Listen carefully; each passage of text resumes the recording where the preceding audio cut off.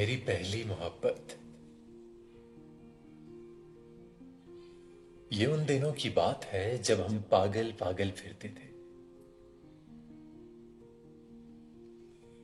मोहब्बत पढ़ने में तो बहुत अच्छी लगती है, मगर हिज्र का रंग जब जिंदगी में शामिल हो जाए तो फिर कुछ बेरंग लगता है। सब कुछ बेरंग लगता है।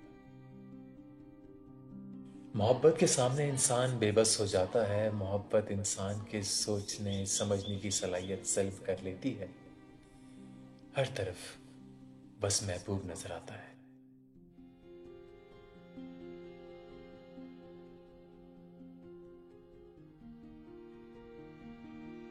कुछ ऐसा ही हाल जिब्रान का भी था। वो जिससे मोहब्बत करता था वो उसके घर के सामने ही तो रहती थी, मगर दिल का हाल सुनाना दुनिया के मुश्किल तरीन कामों में से एक है।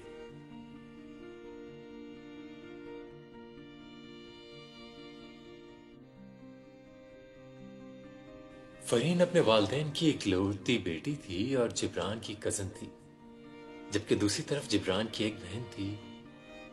इसका भी और कोई नहीं था। जिब्रान की कजन फरीन बचपन से ही बहुत खूबसूरत थी। इसकी बड़ी बड़ी हसीन आंखें काजल लगाने की वजह से और भी ज्यादा पुरकशिश लगती थी। और जिब्रान को तो बचपन से ही फरीन से बेपनाह मोहब्बत थी, और बचपन से वाबस्ता कोई भी याद भुलाई नहीं जा सकती। ये तो फिर जीती जागती मोहब्बत थी जिसने इसकी रग रग में बेचैनी फैला रखी थी। फरीन उम्र में जिब्रान से 2 साल छोटी थी। कहां गायब थे आप इतने दिनों से? फरीन ने जिब्रान को अपने घर देखते ही सवाल किया। अरे तुम्हारे सामने ही तो मेरा घर है, तुम आ जाती ना। कभी तुम भी आकर हमारा हाल पूछ लिया करो। जिब्रान ने हमेशा की तरह हाजिर जवाबी से काम लिया। आपसे बातों में कौन जीत सकता है? फरीन ने बचपन की तरह अपनी हार तस्लीम करते हुए कहा।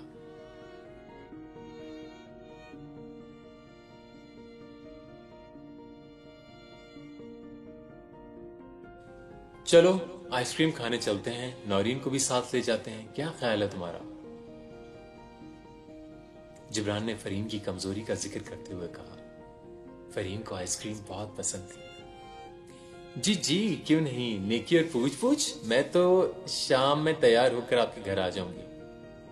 फरीन ने अपने चेहरे पर खुशी सजाते हुए कहा। ये क्या कर दिया भाई आपने? मुझसे पूछे बिना प्रोग्राम भी फाइनल कर लिया। मेरी कल ग्रैंड टेस्ट है और मैं पढ़ाई के मामले में किसी किस्म का कॉम्प्रोमाइज नहीं कर सकती। नौरीन ने दो टोक अंदाज में अपना फैसला सुना दिया। अगले ही लम्हे दरवाजे पर दस्तक हुई। जिब्रान के सामने ब्लू कलर का फ्रॉक जेब तन किए उसकी जिंदगी की रौनक फरीन खड़ी थी। लंबे स्याह बाल फरीन के शानों तक बिखरे हुए थे। उसकी बड़ी बड़ी आंखें काजल लगाने के सबब बहुत खूबसूरत लग रही थी। सॉरी फरीन, मैं आज तुम्हारे साथ नहीं जा सकती, कल मेरा ग्रैंड टेस्ट है ना। नौरीन ने फरीन को अपने ना जाने की वजह बताई। चलो फरीन, हम चलते हैं फिर, इसको पढ़ लेने दो। जिब्रान ने प्रॉब्लम सॉल्व तो कर दिया, मगर फरीन कुछ घबरा सी गई, क्योंकि शाम के वक्त इस तरह कभी जिब्रान के साथ अकेली नहीं गई थी, मगर अब वो इनकार भी नहीं कर सकती थी। ठीक है, फरीन बस इतना ही कह सकी। कार की फ्रंट सीट पर फरीन बैठी हुई थी और कार अपनी मंजिल की जानिब रवां थी।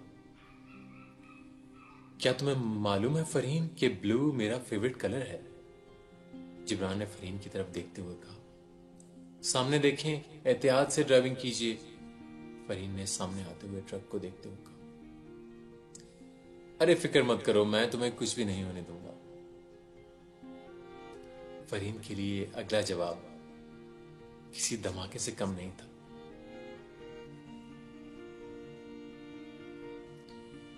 वो सब तो ठीक है, लेकिन क्या? जिब्रान आज कोई अधूरी बात नहीं सुन सकता था। आज वो फरीन से पूछना चाहता था कि क्यों उसने उसकी जिंदगी का चैन छीन लिया, क्यों उसकी रातों की नींदें चुरा ली, क्यों वो उसकी आंखों में छुपी मोहब्बत देखकर खुद छुप जाती है। और इतने में ही दोनों अपनी मंजिल मकसूद तक पहुंच गए। ये लो अपनी मन पसंद वनीला आइसक्रीम, जिब्रान ने फरीन को आइसक्रीम पकड़ाते हुए कहा। कुछ देर बाद जिब्रान ने हिम्मत करके अपने दिल की बात कहने का इरादा कर लिया। फरीन, मैं काफी अरसे से एक बात करना चाहता हूं तुमसे। जी कहिए। फरीन, मैं तुमसे बचपन से ही बहुत मोहब्बत करता हूं, कभी तुमसे कह नहीं सका। फरीन, मैं तुम्हारे बगैर रहने का तसव्वुर भी नहीं कर सकता। प्लीज इनकार मत करना। जिब्रान ने आज वो अल्फाज कह ही दिए जो उसे चैन से जीने नहीं दे रहे थे।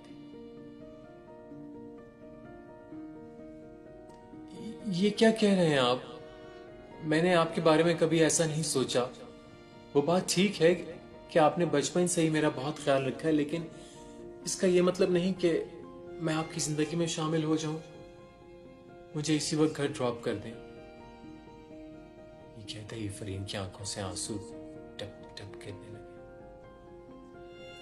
खुदा के लिए फरीन, आंसू मत बहाओ। मैं तुम्हारा रोना बर्दाश्त नहीं कर सकता।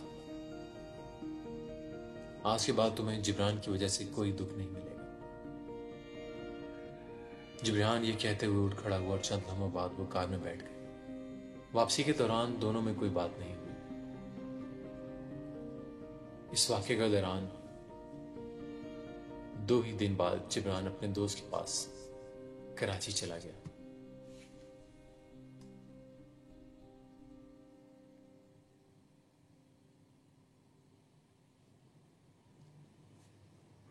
न जाने ऐसा क्यों होता है कि जो लोग हमारी बेहद केयर करते हैं, हमें उनकी मौजूदगी में तो उनकी कदर नहीं होती, और जब वो हमसे दूर चले जाते हैं तो हमें उनकी याद सताने लगती है। आज 10वां दिन था जिब्रान को कराची गए हुए। आज फरीन को उसके बचपन का वाकया याद आ गया, जब स्लिप होने की वजह से उसके पांव में मोच आ गई थी। जिब्रान रोजाना फरीन के घर उसे देखने आता था। फरीन से ज्यादा जिब्रान परेशान था, और एक बार तो जिब्रान ने फरीन का छुट्टियों का काम भी कर दिया था। जिब्रान की हैंडराइटिंग बहुत खूबसूरत थी और इस वजह से फरीन को बेस्ट वर्क का टाइटल भी मिला था, और आज खुद फरीन ने ही जिब्रान के जीने की वजह छीन ली थी। आज इसे जिब्रान की कैफियत का एहसास हो रहा था। अब फरीन के लिए एक एक दिन काटना मुश्किल हो रहा था। आज उसका दिल बहुत उदास था। उसने खुद पर जो लाइल्मी का खौल चढ़ा रखा था, उसे इस मोहब्बत के असर ने चंद ही दिनों में उतार फेंका। अब वो भी मोहब्बत की आग में जल रही थी, जो न जाने कब से भड़क रही थी, लेकिन इसे एहसास ना हो सका। आज मोहब्बत इसके पूरे वजूद में इसे अपने होने का यकीन दिला रही थी। आज फरीन ने जिब्रान के घर जाने का इरादा किया और चंद मिनट बाद वो वहां पहुंच गए। बेटा, हम तो मार्केट जा रहे हैं, तुम भी हमारे साथ चलो, फरीन की चची ने शफकत भरे अंदाज में कहा। नहीं, आप लोग जाएं, मैं यहीं रुक जाती हूं, मेरा दिल नहीं चाह रहा बाजार जाने का। ठीक है फरीन बेटा, याद से दरवाजा लॉक कर लेना। मैं और नौरीन कुछ देर तक आ जाएंगे। अगर देर होगी तो तुम्हें कॉल करके बता देंगे। फरीन की चची ये कहते हुए बाजार की तरफ रवाना हो गई।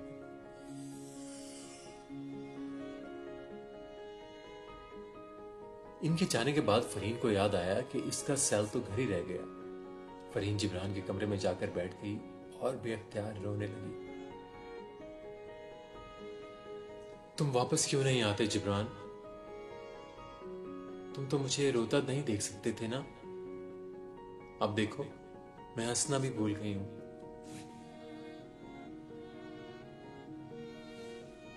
तुम जो चाहे मुझे सजा देना, मगर प्लीज वापस आ जाओ।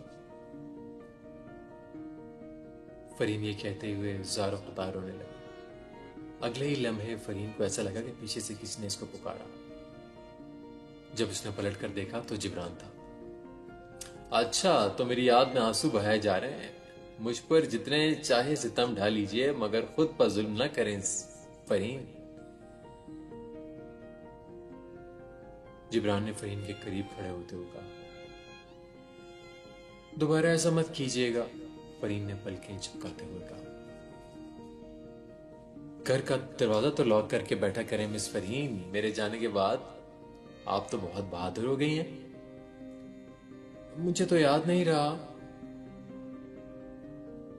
फरीन कहां खोई रहती? जिब्रान ने फरीन की जुल्फों को उसके कानों के पीछे करते हुए कहा। फरीन मुस्कुराते हुए तेजी से अपने घर की तरफ चली गई। जिब्रान के आते ही इसकी तमाम उलझनें खत्म हो गई। इसका पहला प्यार इसको मिल गया था।